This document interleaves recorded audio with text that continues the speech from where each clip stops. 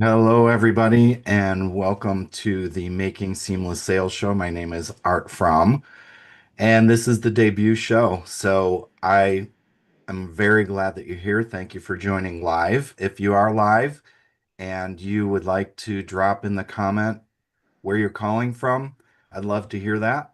If you are watching the recording or listening to the audio, thank you very much. And you can always connect with me later through teamsalesdevelopment.com. What I wanted to do tonight, and this is going to be every Thursday night at 7 p.m., is just run you through what the purpose of this show is, how it might help you, what it's going to do for you, and the format so that you could participate fully as we go through. So again, my name is Art Fromm. I'm with Team Sales Development, and the purpose of my company is to help sales teams to perform better. So why this would matter to you is whether you're in sales or whether you're just involved with any type of persuasion, this show should help you with how to make those interactions more seamless. So, yes, this is about sales, and sales at its heart is about persuasion.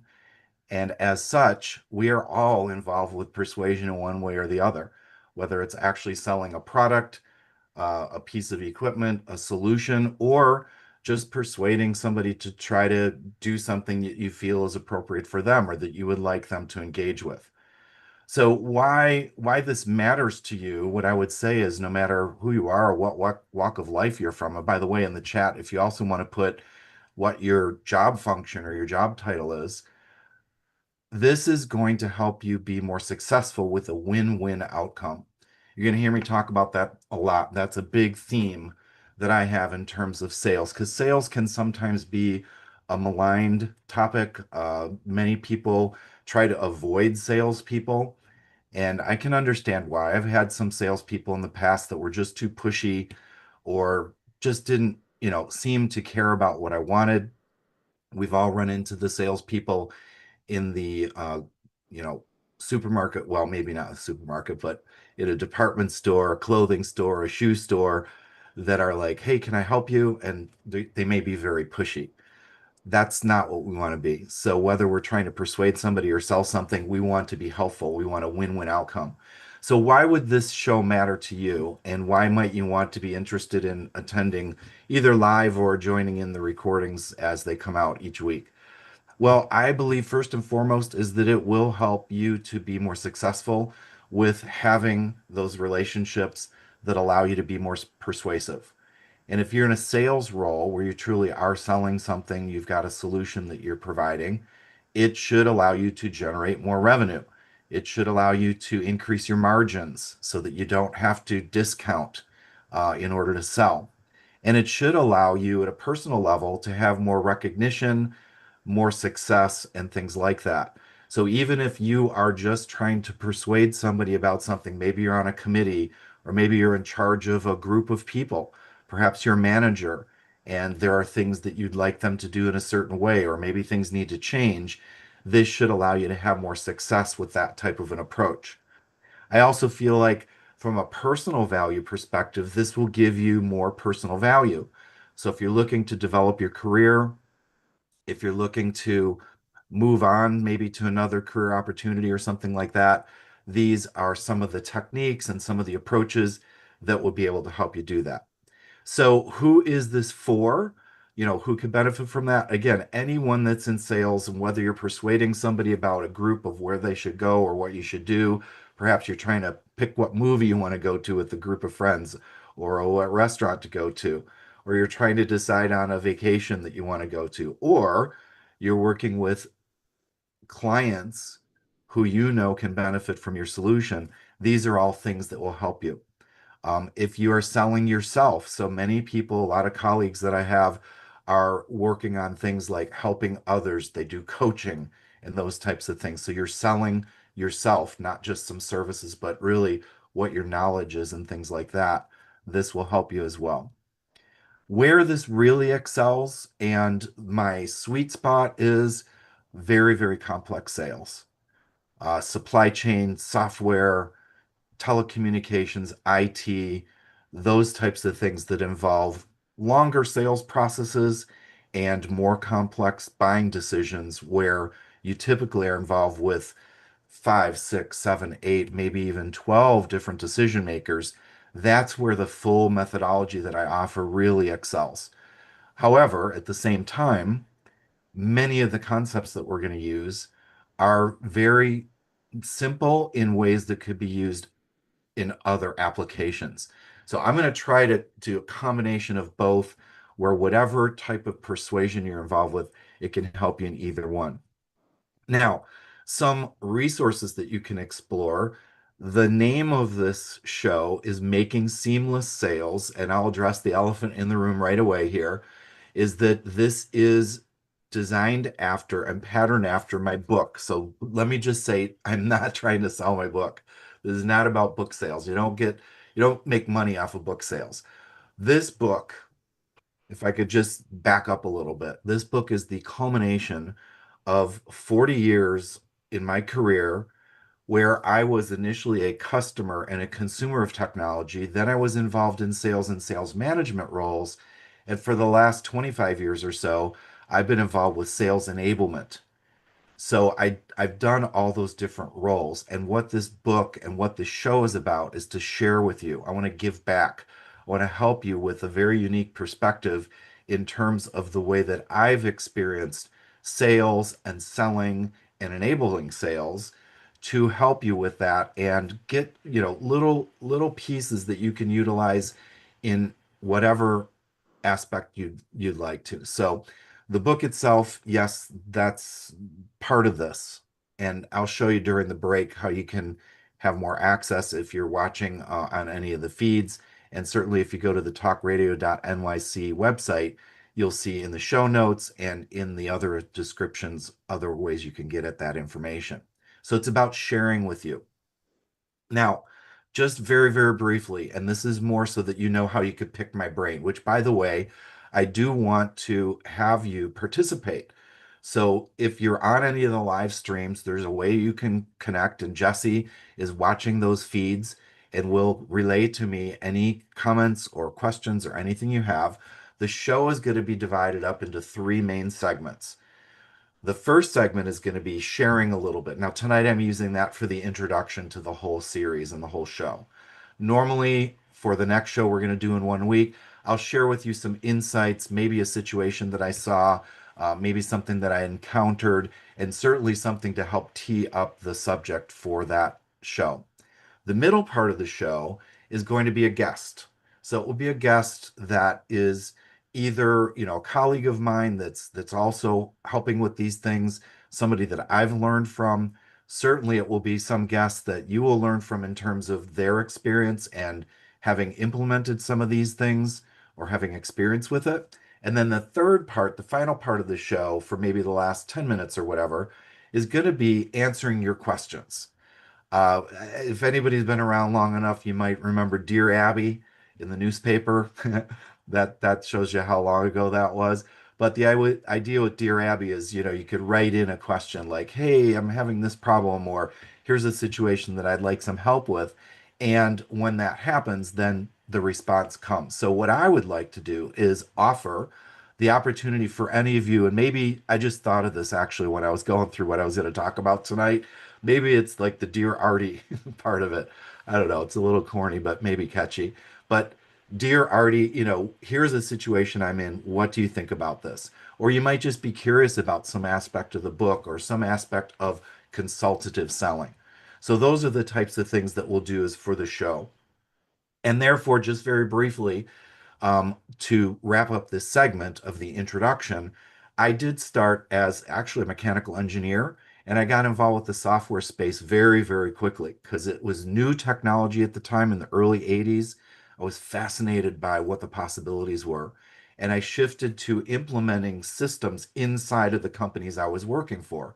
So I was like, you could say maybe the IT person, but it was really more than that. It was applications that helped the engineers do their job and helped us to do all of the different projects we did for our clients. So, and as a result of that, I was a customer. I was the one that was being sold to. I was the one that people were trying to take the money from. I had the budget. I was the one that started to, try to implement things and find out what should I do. That led to sales and sales management roles because one of the companies I was working with, who I used at the time, I was very involved with them, they recruited me to come on board. So my career shifted to sales roles. And initially, it was more of a pre-sales role, a sales consultant type role. And then I did do sales roles where I carried a bag, quote unquote. I also did a role where I did everything from the beginning all the way through the end of the sale. So from hello all the way through success. And then that led to sales enablement because I was doing some things with my team that the company wasn't really providing. So I worked for a number of companies doing these sales roles. And one of the last company that I was with, they were teaching their pre-sales or sales engineers about the products and the solutions and the features and the functions, which is important, obviously. What was missing though was the sales acumen, the consultative selling, the understanding of the client.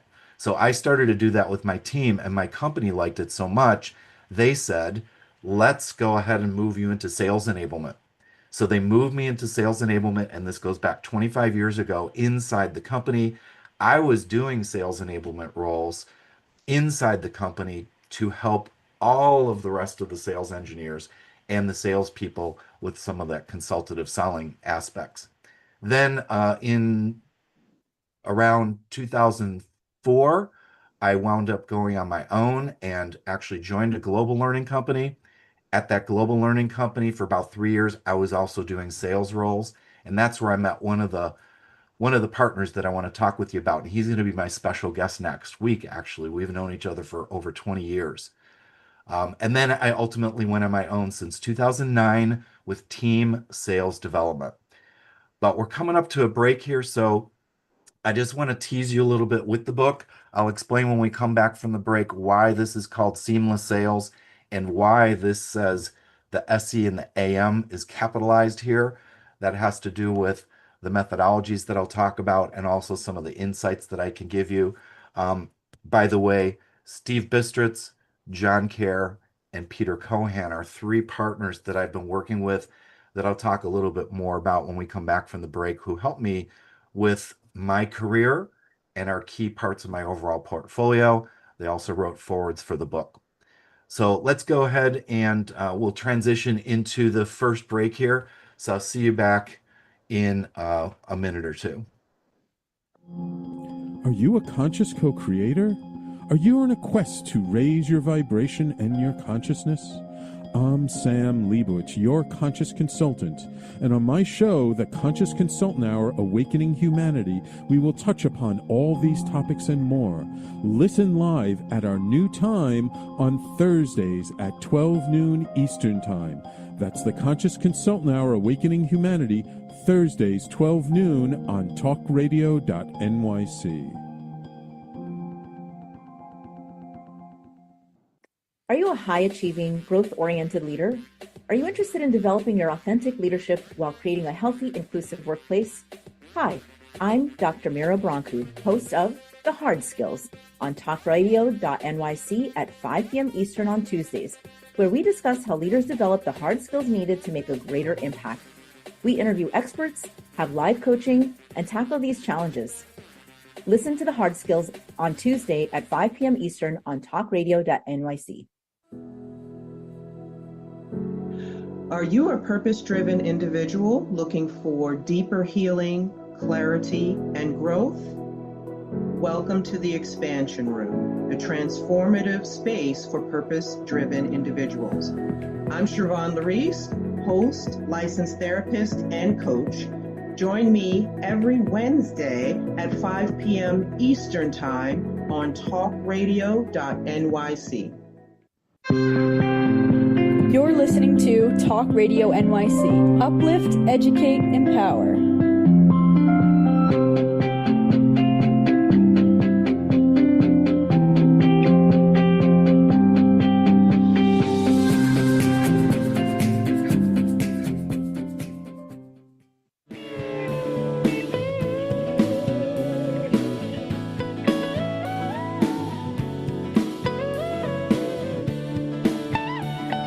All right, everybody, welcome back. Welcome. So I want to talk a little bit more and help you out with why this matters. And I want to give you a couple of key concepts from the book in just a moment, but I also want to recognize the show that was just on before me, Serving Up Success with a Splash. And I appreciate that Bruce mentioned that my show is next, and we've got a great collaboration. I hope that at some point we can maybe cross-pollinate a little bit, and I could be on their show and they could be on my show because they're a great group. So watch for them 6 p.m.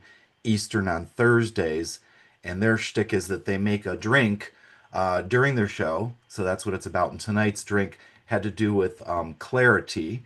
So it ties in with their theme.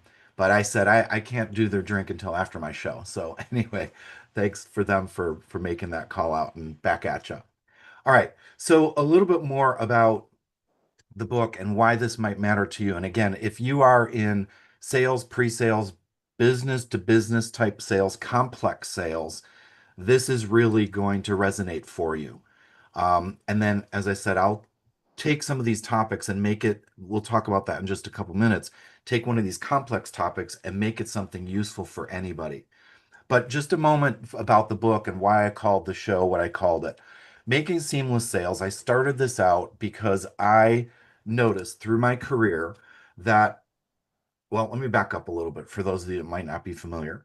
In most complex sales, there is a technical sales type person and a sales type person. And the reason for that is simple, is that back in the day, in order for anything to work, you had to have what essentially was an engineer who knew how to run the software, the equipment, or whatever. And then the salesperson would be more like the front person that would show the stuff and, close the sale and all that. I started out as an application engineer. So I was needed in order to make the thing run, and at that time it was information management, make the information management system run so that it could be shown to a client that the salesperson was working with. And as such, it was intended to be a partnership. Very often, though, it was very distinct, and we'll get into this more in future shows. There's a lot of differences in terms of personality, there's differences in terms of the focus, just the aspect of technical sales, and then the salesperson, it's like technical and business. Now, the key is for them to work together better. Unfortunately, a lot of things have conspired against that over the years. It started in two different groups. Even today, most business to business organizations still have two different groups. There's a pre-sales group. The job titles are often called solution architect, solution engineer, sales engineer. It might be other types of titles along those lines. And then you have the other group, which is the sales folks, and that could be a SDR, a BDR. So these are people that are involved very early, a account executive, an account manager, and other roles like that that make up the sales role. Both of these groups at an individual level, at an opportunity level, need to work together seamlessly, but that does not always happen. And one clue is the fact that they often are in two different groups with two different management chains that very often report at a higher level together. So, having experienced both of those roles through my career, both as a customer, a client who was, I always talked to my application engineer from the company I was working with because I needed them to be implementing the technology, but I still had to go through the salesperson who was making me sign the deal, we would negotiate and all that stuff. So I experienced that as a customer. Then when I came into sales, I experienced that as being both of those roles. And even in one case, I was both of those roles at the same time, which meant that it was even more challenging. And maybe I'll talk about that on a future show as well. Now, come to fast forward today, and the reality is that those two roles still are not working together. Great. Now, let me just have a caveat here and a huge shout out for anybody that's doing this that has figured it out. Congratulations. And you know that you are excelling. Studies right now from Salesforce and a whole bunch of other people show just the mere fact that the two types of sales roles work together better seamlessly, the win rate can increase by 37%.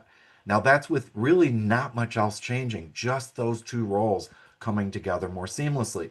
So I set out with my book because I've experienced this and I just saw it in all my workshops that I deliver. I often do it with only pre-sales or only sales, sometimes thankfully together. But I constantly see that there's still this friction or this, I don't even think it's resistance. It's just sort of the nature of the beast where they're not working together. So I started out, gosh, it was 2 years ago now, I guess. Yeah. Well, yeah, basically 2 years ago coming up that I started writing this book because I said, I got to capture this and share this with everybody. And I started with the idea of pre-sales and sales trying to work together and how that could help. Well, all of a sudden I realized I can't talk just about that without going upstream in the sales process. In other words, left in the sales process to what happens before sales and pre-sales get involved, what happens with the client who's looking through the website, or what happens with the client that has been contacted maybe through a call. And then moving right in the sales cycle, in the buying cycle, frankly, what does that look like for client success and making sure that the client is working properly? So I had to expand this out to include the entire cycle of engagement from hello through implementation and renewals and commitment. Now, again, this is business to business, this is SaaS selling. So for some of you, this doesn't apply. The good news is, though, there's a lot of lessons learned along the way that we can extract out and talk about that helps. Back to the book real quick. Making seamless sales is a play on words. And my grandson was quick to pick up on this because I'm pretty, they always count. They start counting how many dad jokes is Papa gonna do, And very quickly we're up to 5 or 6 within the first hour of being together. And he goes, there must be a dad joke there or something. And the point is, yes, there's a meaning for this to be capitalized. And it's because my focus is the SE pre-sales, sales engineer type role or solution engineer type role, working together better with the account manager or sales type role. So this is about making the experience more seamless, seamless internally to win more business and seamless for the buyer or the customer so that they have a better experience as they're going through it. So that's the idea. And why is that important? Because the main theme here, and please, if there's one takeaway for tonight that I want you to take away, is it's about client success. So whether you're selling a solution, whether you're trying to convince somebody about something, whether you're even in an argument or whether you're in a negotiation, the outcome should always be win-win because there's only four possibilities. There's win-win, there's win-lose, there's lose-win, and there's lose-lose. And what I learned a long time ago was anything other than win-win is going to result in lose-lose. If you're trying to win at somebody else's expense, that's not going to be good. If somebody's trying to win at your expense, that's not going to be good. So win-win is the outcome. And that's the idea here with seamless sales. So what I want to get into is a quick example from this materials that applies really in any situation. And I would encourage you to apply it to your situation, whether it's heavy duty sales or whether it's just trying to figure out where to go to watch a movie or, do a group exercise. So what I'd like to focus on a little bit here is that although this is called making seamless sales, it's not about the sale. It's about the buy. It's not about us trying to push our solution or push an answer or push some advice. It's about getting the other person to be receptive to us. It's about getting that person to buy. So turn it from a sell to a buy, turn it from a push to a pull. The other person wanting to know more and wanting an answer and wanting help. And this is, we could even go into whatever 12-step programs or whatever. A lot of it is acknowledgement that there's a problem, right? And wanting to seek a answer, a solution. That's when the magic starts to happen. Otherwise, if we're just trying to push and push a solution, that's probably not going to go anywhere. And one of the three people, and I alluded to them very quickly, Steve Bistritz, who's going to be on next week. He's really about the sales methodology largely. Peter Cohan, it's all about how we present or demo our solution. And then John Kerr, and John does a lot of mastering technical sales. So it covers the gamut, and I uniquely am positioned to have partnerships with all of them. Nobody else does. Nobody else has partnerships with all of them. I can bring to the table that. And one thing I want to share with you right away is John has an expression which I still think came from him. He thinks it came somewhere else. I didn't find it anywhere else. And it's your solution has no inherent value. Your solution has no inherent value. Whether it's great advice you want to give somebody, whether it's a product you're trying to push or sell on somebody, they don't care. Our solution might be the exact answer. We might have the thing that they want the most, and yet they might not be that receptive to it. And one example, quick example before we take another break is if you go to the doctor and you say, I'm sick, and the doctor says, oh, I've seen that before. Here's what you need to take. And they give you a prescription. How likely are you to believe that doctor or feel comfortable compared to you go to a doctor, you say you feel sick, and they start to ask you questions. Well, how are you feeling? When did this start? What else have you noticed? Have you done anything about it? Have you tried anything? Has anything seemed to work? Does it get better? Does it get worse? Now, when they've asked those questions and we're participating, we know they care about us. Now we're more open to their suggestion. And here's the thing, their suggestion, their answer, their prescription may be identical to the first doctor. But who do we believe and trust more? The second doctor. And why? Because they took time to care about us and understand what it is we're trying to do. So that's the idea here. And in sales, we call that discovery. It starts with qualification, a little bit about what the situation is, and we're discovering, even prior to that, if the client has interacted with our website or with our marketing people, what have we been able to find out about their situation so that when we start talking with them live, we can review what we know, just like a hospital chart. Okay, so I understand you said this and you said this and you said this. And now what we could do is go forward with more discovery to dig deeper in terms of what it is that's happening. When we've done that extra level of discovery and show our true interest in them, it's not about us, it's about them. Now they may even start to say, so what do you recommend? What do you think I should do? And now we've got that pull instead of the push. So the idea here is it's about client success. It's about what they're trying to achieve, the pain they're trying to solve, or the gain they're trying to achieve. And when we understand that, now we know what the target or the outcome is. If we don't know that, we're guessing. We're throwing it up against the wall to see if it sticks. Or as we say in Great Demo, we're doing a harbor tour of all the possibilities. But unfortunately, that's not going to cut it. So when we come back from the break, I'll give you a couple key elements that can help out with how we can get that once we've got their attention and, in terms of they see that we really care, what is it we can do to then start to offer the solution in a way that's a win for them and a win for us.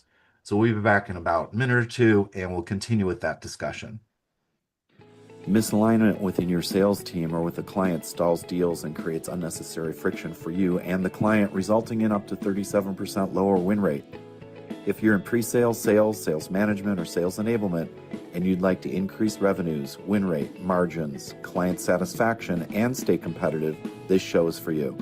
Hi, I'm Art Fromm, host of the Making Seamless Sales Show. Please join me live Thursdays at 7 p.m. Eastern on talkradio.nyc. Hey everybody, it's Tommy D, the nonprofit sector connector, coming at you from my attic. Each week here on talkradio.nyc, I host a program, Philanthropy in Focus.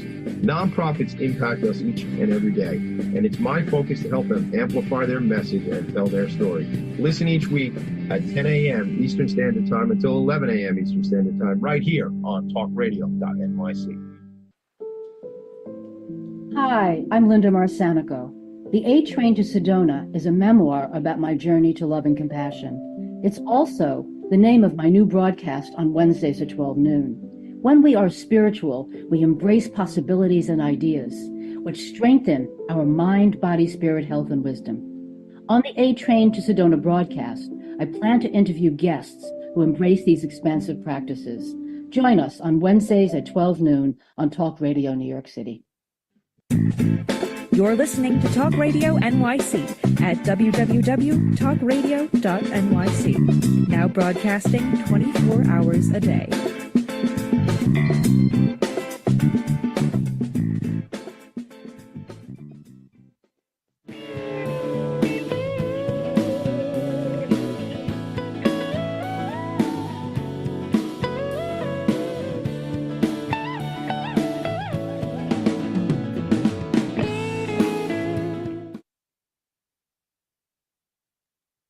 All right, everybody, welcome back. And again, if you are live right now, I'd love to hear from you. Please put in the chat or whatever opportunity you have to give some comments, where you're calling from, where you're listening from, and your job title or your role or what you do in life. And certainly if you have any questions or anything, you want to add some comments, I would love to hear that as we go through as well.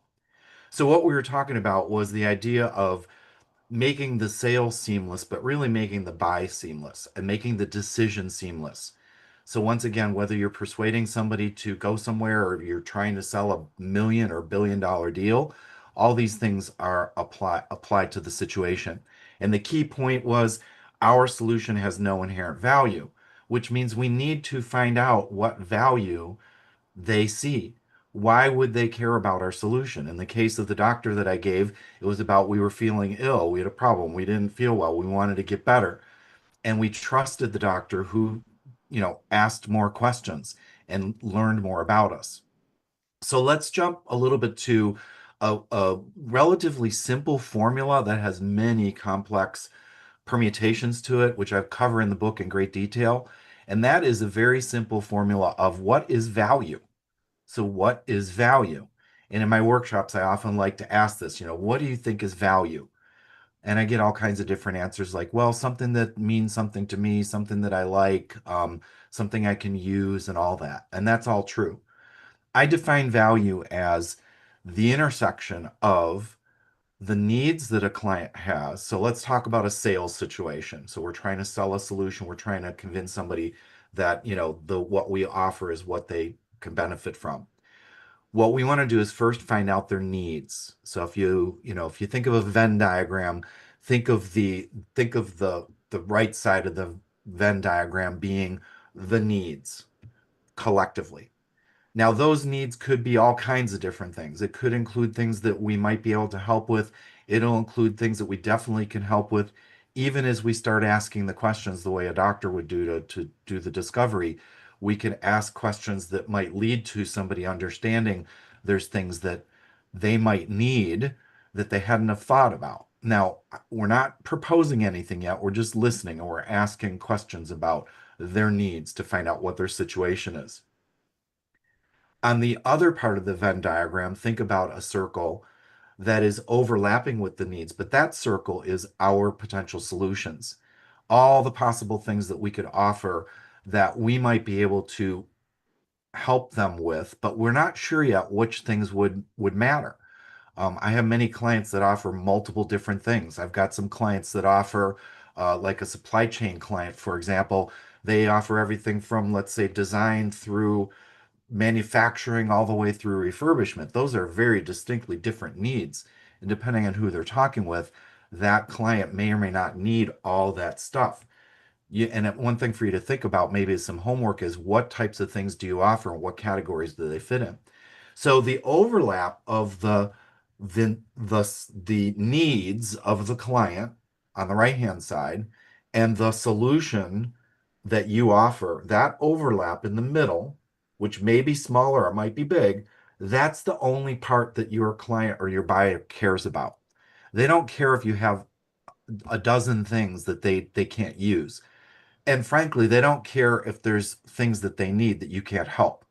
It's where that overlap is. So where your solution addresses their needs, that's where value comes. Just like beauty, value is in the eye of the beholder. Now, unlike beauty, which is typically something that comes naturally and is sort of inherent, remember our solutions have no inherent value. With value, in order to have that perception, in order for the beauty, the value to be in the eye of the beholder, we want to create that, and we create it by finding out what their needs are.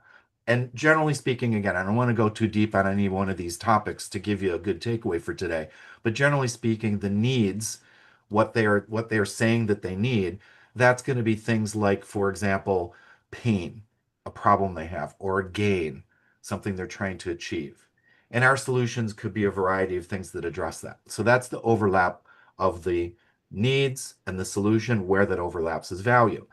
Now, you might think, okay, well, we're done. We found out the value. We found out what they value. And if they value it, they must want it. Well, I'm just going to add a couple of additional components today that need to be thought about. And this is true in life, business, the universe, and certainly in sales. It would be great if all they needed to do was see the value. And based on the value, let's say that it's something that they're looking to generate more money. They want to save some time. They want to have more productivity. And if they saw that they could immediately, by implementing our solution, get that value, we would think that they would just want to move forward right away. So now what we're going to do is imagine a scale. So a scale meaning an old-fashioned scale where you have weights that you could put on one side or on the other side. And the way we're going to look at this scale is if the scale tips to the right, that's value. So if the scale tips to the right, that's a decision in our favor. They want what we have. They see that we can fulfill their need. They perceive value. And a ridiculous example is, let's say that they saw that they'd get $70,000 of value right away for, whatever it is that we're providing. And that's all that's needed. Well, they would probably decide very quickly, and the scale would tip very dramatically, and they would decide in our favor. The scale would tip to the right, and they would want that. The other two components that I want to add, though, to think about is that value is counteracted by risk and cost. Risk and cost. And if you're listening to this, by the way, later or even now, you may want to tune in to the YouTube, Facebook, LinkedIn, Twitch, or Twitter, X, to see the recording of this so you could see some of the visuals that I'm trying to create with my hands here as we go through, because we've got value on the one side that's tipping the scale to the right. But unfortunately, the other side of the scale that would go against us is going to be the perception of risk and cost. Risk and cost. Now, what do we mean by that? Well, cost is pretty obvious. Cost is the investment that needs to be made, or the whatever it needs they need to put into it. So that might be price, it might be the purchase price, it could be the investment in training, it could be in the investment of writing off equipment. For a personal decision, cost could be the investment of giving something up, or spending time on something, or literally deciding to spend your money one place versus another place. So as you can tell, the more the value, the less the cost is going to matter. So the scales are going to tip to the right. If the cost is too high and the cost or the perception of it outweighs the perception of value, they won't move forward. Why would I invest $100,000 in a solution that's only going to give me $70,000 worth of benefit? Not going to do it. Doesn't make sense. So the scale would tip in the wrong direction against us. The other thing that works against us on that left-hand side of the scale is risk. Now, we probably through this series will talk about many different types of risk. This particular risk that I want you to think about is the risk of moving forward with the solution. The risk of moving forward with the solution. And think very simply in terms of, if you are deciding to go to, if you're trying to persuade a group of people to go to a movie, part of their risk of moving forward the solution is, okay, well, what's going to be involved with me when I get there? Is it going to be a scary movie? Is it going to be a fun movie? Those type of things. If you don't like a scary movie, there's a risk in going to a movie that's scary, and just that alone might cause you to not to go there. I know in my career, I've moved many different times, and last count, I think we moved 9 times, and we've had 14 different apartments or houses we've lived in since our kids, were little. And whenever we'd move, one of the risks of moving is, what's it going to be like in the new place? Are we going to like the area? Are we going to like the climate? Are we going to like the job potentials, or are we going to even like the company? So those things, even though the value of moving was great because I'm getting a new salary, new opportunities and all that, what counteracted that was the risk of what's going to lay ahead for me when I decide to go there, and what can I do to, mitigate that risk. So we got value tipping the scale to the right. We have value, we have risk and costs tipping the scale to the left. And one key thing you probably have noticed me saying this is perception. So these are all perceptions. Remember, I said Value is in the eye of the beholder. Value is a perception. And that's part of sales and that's part of persuasion, persuading somebody to see the value and persuading somebody to know that the risk is not as bad as they perceive it to be. Know the cost is not as bad as they see it to be. So at a very simple level, we've got the need, the client's needs overlapping our potential solution, and where those intersect, that's the perception of value, which tips the scale in our favor. Our job is to find the value by uncovering the need. On the other hand, we've got the reality of the client or the decision maker, the people we're trying to convince of whatever it is, that they may hold back based on the perception of the cost. And that's total cost, by the way, total cost of ownership, which we'll get into later in another show, the total cost of ownership and the perception of risk. So in sales, just to summarize this up before we go to the next break and conclude this section, the idea is we want to increase the perception of value and do it properly and ethically with a win-win outcome. Find out their needs, satisfy their needs, they'll see value. And then at the same time, mitigate, which means find out and then manage the risk that they might perceive and mitigate and manage the perception of cost. And just to give all you sales folks that sometimes get beat up based on price, in a future session, we'll talk about how if we do this correctly, we should not get beat up based on price because price is only a small part of the cost equation. And I'll give you a simple example before we go to break. Some of you out there may have gotten a free puppy at some point in time. Well, how much did that free puppy ultimately cost you, right? So the cost of alternatives, the cost of doing something different, the cost of not moving forward with the solution we're providing, they may think that that other solution is cheaper.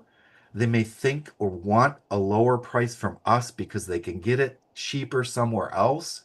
But maybe that other alternative is a free puppy that literally costs them nothing. But in the end, do you know how much a puppy costs? A puppy can cost between $8,000 to $15,000 over its lifespan.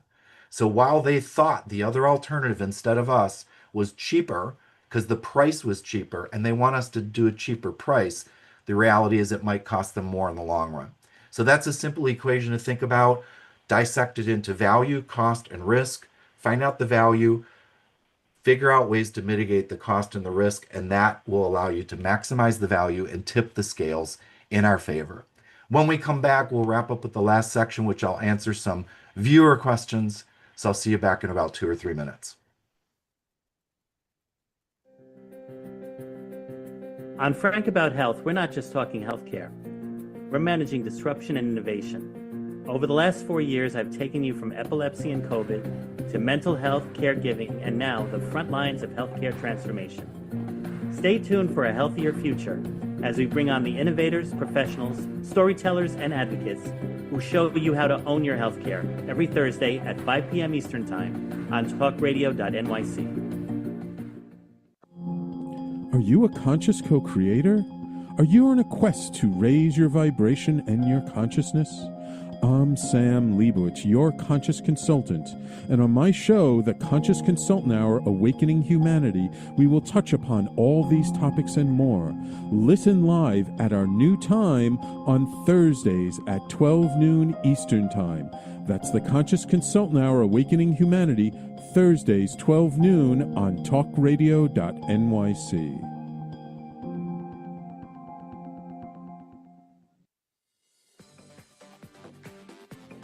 Ready to serve up success with a splash? Hi, I'm Bruce Kramer, a.k.a. the Corporate Cockroach. I'm the Renaissance woman, Angie Snowball. And I'm your strategy doctor, Dr. Navtej Desange, inviting you to serving up success with a splash. Join us as we shake things up with real talk and real strategies centered around awareness, action, and accountability. And yes, there really is a cocktail involved. Please join us and sip your way to success. Serving up success with a splash, where wisdom meets happy hours. Cheers! Cheers! Cheers! You're listening to Talk Radio NYC at www.talkradio.nyc. Now broadcasting 24 hours a day.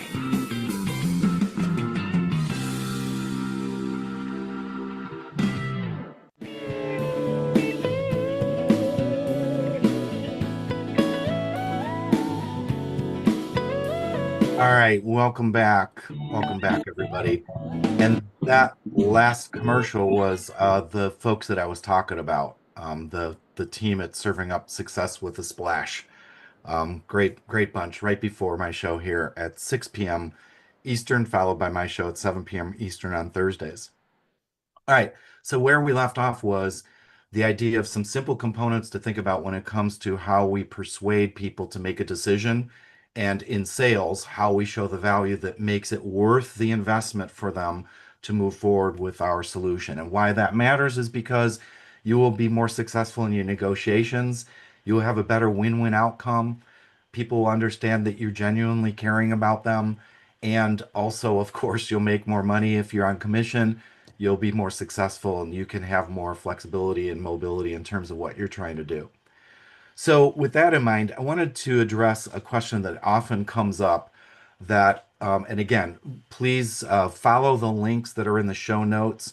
Also, at the breaks, I've been showing the website. So, for those of you that might not have seen that and are listening, teamsalesdevelopment.com is where you could go to get all kinds of resources. And yes, my book is available there as well, but this isn't about selling the book, it's about helping you with the concepts. So, one of the things about this is that you've probably all heard this idea of people buy from people they like. And I don't totally agree with that. I think the opposite might be true, is they probably aren't going to willingly buy from somebody they dislike. So we do need to have a pleasant experience. And this is why I think sales gets a bad name, because a lot of people have not had good experiences with sales. It's been salespeople that have been too pushy, obviously are just trying to sell something, are carrying a quota, so they need to meet their quota, and therefore they're just going to do anything they can to get the sale. And that's not what we want. That's what has given sales a bad name. And I was talking with somebody last week, and they actually said, I wish we could call it something other than sales. And yes, sales is in the title of my book, Making Seamless Sales, because that is what's engaged, but we want to turn it into a buy, as I said. So the idea that people buy from people they like, unfortunately, starts to lead to some behaviors that may not be helpful. For example, the overly friendly salesperson. And if you're in sales, I would caution about just being so overly friendly that it's clear that all you're trying to do is get them to like you and therefore they should buy from you. There's a lot more to it than that. So, what I really want to focus on this is that instead of just people buy from people they like, I want to flip that just a little bit. They buy from people that they know genuinely care about them. That's different than people that they like. So, like, it's about getting along, it's about having fun, and that's wonderful. And we can certainly do that. I think the deeper message here is people buy from people that they know genuinely care about them. We've heard probably the expression of people don't care about you until they know that you care. And that's why the idea of discovery and finding out what the needs are is so important. And it starts with those needs in order to figure out where our solutions come into play. And in life, this can just be simple as listening to somebody. Just listen to them. And if you're trying to have a conversation with them, whether it's sales or whether you feel like there might be something you can add, not listening with the idea of trying to come up with the next thing you want to say, but listen deeply beyond the words. Listen to what they're really trying to get across and ask clarifying questions and take a genuine interest in what they're talking about. It's much more natural than feeling like, as a salesperson, I have something to sell and I want to try and sell it. So that's what the discovery is all about. When they know that you are interested in them, they know that you are investing in a outcome that's going to be beneficial, in a win-win outcome. So that's a key part of it. Now, how do we demonstrate that in a sales context or in a persuasion context? It's really all about focusing on them. Now, in sales and in the book, I go into this in great detail, and it's a very important part of the main concept, and this is really in life too. I know you can't see this if you're looking at the video, but what this shows is this shows the sales process, which is where we often think, and then the buying process. And yes, there are two processes. In complex sales, this can last over weeks or months or maybe even years. In a quick decision like where are we going to go to eat tonight, it can happen very quickly. In some complex sales, it involves many, many different people and many stages of people coming in and out. There's a business decision maker, technical decision maker, and there can be people that are the approvers who sign off on it and a variety of other roles. In a simple discussion with maybe one or two people, it's just them and they're trying to decide. The key here is specifically in sales, not to think about what our sales process is, but what is the process that they are going through. Are they familiar with the situation? One example that I have, I'm going to have a book coming out very soon. It's called Business Life in the Universe. It's a collaboration. Again, not to sell books, but this is pretty cool. It's going to be with John Gray, who's the author of Men Are From Mars and Women Are From Venus. And in that book, I talk about understanding a little bit about the person's personality. Like, do they want deep levels of, detail? Are they very detail oriented? Or do they seem to be quick and to the point? Those little things can help us with that buying process and understand what they're trying to go through. So it's about understanding their process and what they need to make a proper decision. For a simple example, if you're trying to figure out where to go to eat, and you know that somebody's buying process, their decision process is more conservative, they sort of like something that's proven and something that they're comfortable and familiar with. Maybe again, that risk side of the equation is too much and they don't want to take a lot of risk. Well, if you're talking about where to go to eat, I wouldn't recommend the newest, most crazy, wild restaurant in town that just opened and they're looking for people to see how the restaurant's going. That's probably not going to feel comfortable to that person. But if you had a friend who's very, like a foodie and they're like, where can we go next? And what would we like to see next? That might be perfect for them. So that's an example of adapting to the buyer. And in complex sales, it's about understanding all the decision makers and stakeholders. Steve and I will talk about that next week when we talk about a very particular type of stakeholder called a relevant executive. So you can watch for that next week of what that means. So when it comes to making their decision making process easier, more seamless, that's why from a sales perspective, the win rate can go up when we are more seamless. If pre-sales and sales are working together better, that means that the buyer experience is going to be better.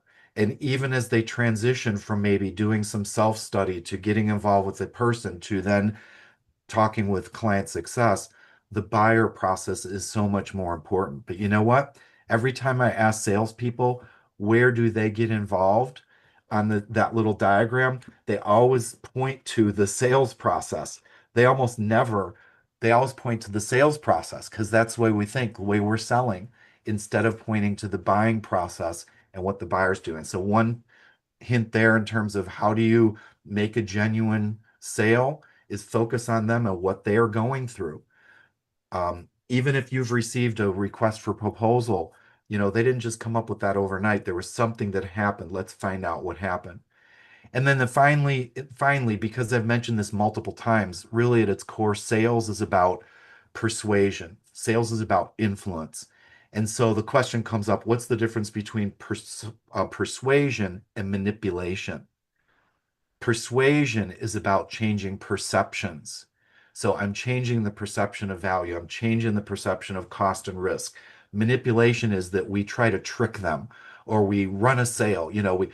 We have a discount and it's only available for the next 24 hours or the next 5 minutes. I feel like that's more like manipulation. You're forcing me to make a decision based on some quick thing that I need to do. And myself as an engineer by study, I need a little more time to go through it. So I like somebody that can walk me through the process and help me understand and address my needs. So they're persuading, they're influencing me in a direction that makes sense for me. The biggest thing and why I think that sales gets a bad name is sometimes we falter over, and again, I was a salesperson, I am a salesperson. We falter over accidentally into the idea of giving some false perceptions, maybe over-promising, under-delivering, and things like that. So let's flip that around. Find a win-win that'll help them, that'll help us, persuade them in a way based on their needs, what they're trying to accomplish, so that they feel like they want to know more. They don't just like us because we're likable. They like us because we are helping them through their journey. And that means we will be more successful, make more sales, be more persuasive in a constructive way, get the win-win outcome, and allow us to help them to help us to be more successful. So this is Art From with Making Seamless Sales. Thanks for joining me live or in the recording. Check out the resources. Glad to help you out. Reach out to me on LinkedIn. It's Art From on LinkedIn or teamsalesdevelopment.com. Love to discuss this more, and I'm looking forward to seeing you next week on our next show. Thank you, everybody, so much. And thanks, Jesse, for all of the help in the background today.